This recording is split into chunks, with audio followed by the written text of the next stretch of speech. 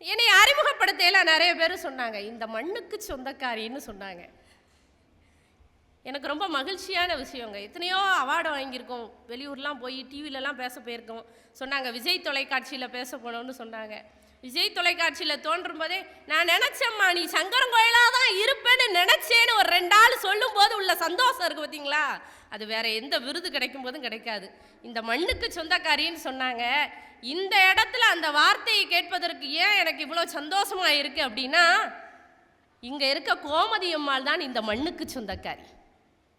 ஏன் அப்படி சொல்றேன்னா, நீங்க வெளியூர் கோயிலுக்கு போனீங்க அப்படின்னா என்ன பிரசாதம் கொடுப்பாங்க? திருநீர் கொடுப்பாங்க, குங்குமம் கொடுப்பாங்க, மஞ்சள் காப்பு கொடுப்பாங்க. மண்ணை பிரசாதமா கொடுக்கிற ஊர்ல நம்ம இருக்கோம். ஏன் மண்ணு கொடுக்குறாங்க? மண்ணில் இல்லாதது ஒன்றுமே. இந்த யாராவது சொல்லுவாங்க மண்ணா போயிடுவேன்னு யாராவது திட்டினாங்கன்னா சந்தோஷப்படணுங்க, திட்டு இல்லைங்க, அது வாழ்த்து. ஏன்னா ஒரு விதை மண்ணில் விழுந்தா முளைச்சிரும் தெரியுமா, வேற எங்கேயும் விழுந்தா வீணா போயிடும். ஆனால் மண்ணில் விழுந்த விதை அது விழுந்து தான் கிடக்கும். விழுந்த விதை கூட முளைக்க வைக்கிற அந்த பெருமை, அந்த தன்மை மண்ணுக்கு உண்டு. நீ எப்போ விழுந்தாலும் மீண்டும் முளைப்பாய், என்னோட அருளான்னு கோமதி அம்மா மண்ணள்ளி நம்ம கையில் கொடுக்கா. இன்னொன்று, மண்ணுக்குன்னு ஒரு பெருமை என்ன அப்படின்னா, எங்கேருந்து வந்தோன்னு நமக்கு தெரிஞ்சிச்சுன்னா எங்கே போக போகிறோங்கிற அறிவு நமக்கு வந்துடும். என்னெல்லாம் சேர்க்கணும், நம்ம பணம் சேர்க்கணும், புகழ் சேர்க்கணும், அதை சேர்க்கணும், இதை சேர்க்கணும், அல்லாடுறோம் தினம். இன்னைக்கு ஒருத்தன் ஒரு 100 ரூபா கொண்டாந்து கொடுத்துட்டா அப்பா எவ்வளோ சந்தோஷமா இருக்கு நமக்கு. கூட ஒரு சேலை இன்னைக்கு ஓட்டிட்டோம்னா சந்தோஷமா இருக்குல்ல. எதையோ சேர்க்கணுங்கிற ஒரு யோசனையோடு போய்கிட்டே இருக்கோம்ல.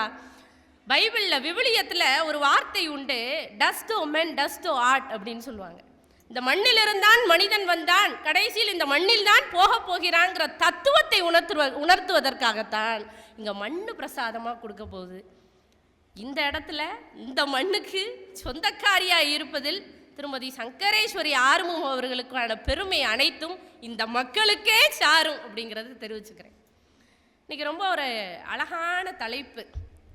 மாரிமுத்தனை ஃபோன் பண்ணி சொற்பொழிவு வேணுமா, வேற நிகழ்ச்சி கேட்டாங்க. இல்லை சொற்பொழிவு தான் வைக்கணும்னு நான் சொல்லிட்டேன்.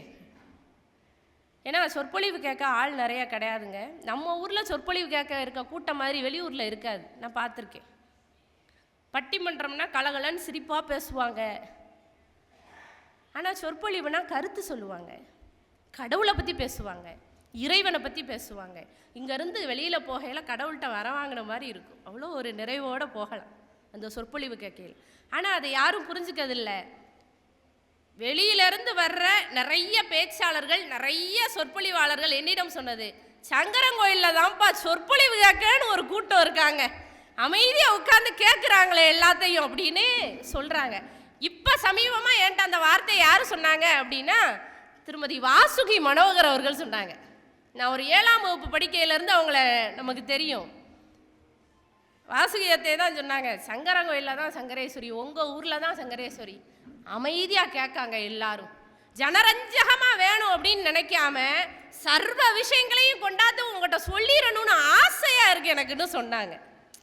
ரொம்ப யதார்த்தமாக பேசணும், காமெடியாக பேசணுங்கிற அவசியம் இல்லாத ஊராக உங்கள் ஊர் இருக்குன்னு சொல்லும்போது எனக்கு ரொம்ப சந்தோஷமாக இருந்தது. அந்த வகையில் மற்ற நிகழ்ச்சிகள் வேண்டாம், சொற்பொழிவு இருக்கட்டும்னு சொல்லி என்ன இந்த இடத்துக்கு தேர்ந்தெடுத்த மாரிமுத்தண்ணனுக்கு மறுபடியும் நன்றியை தெரிவிச்சுக்கிறேன். இன்றைக்கி தலைப்பு என்ன அப்படின்னா, துய்யனின் பாதத்தில் அன்பும் அப்படிங்கிறது தான் தலைப்பு. இந்த வார்த்தை எங்கேருந்து எடுத்தது அப்படின்னா, அபிராமி அந்தாதியிலேருந்து எடுக்கப்பட்டது.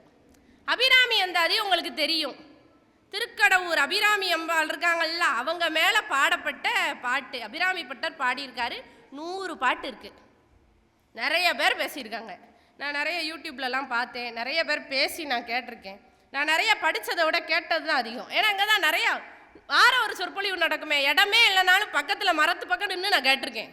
வெளியில் கடைசி குழாய் கட்டின இடத்துல நின்று நான் கேட்பேன்.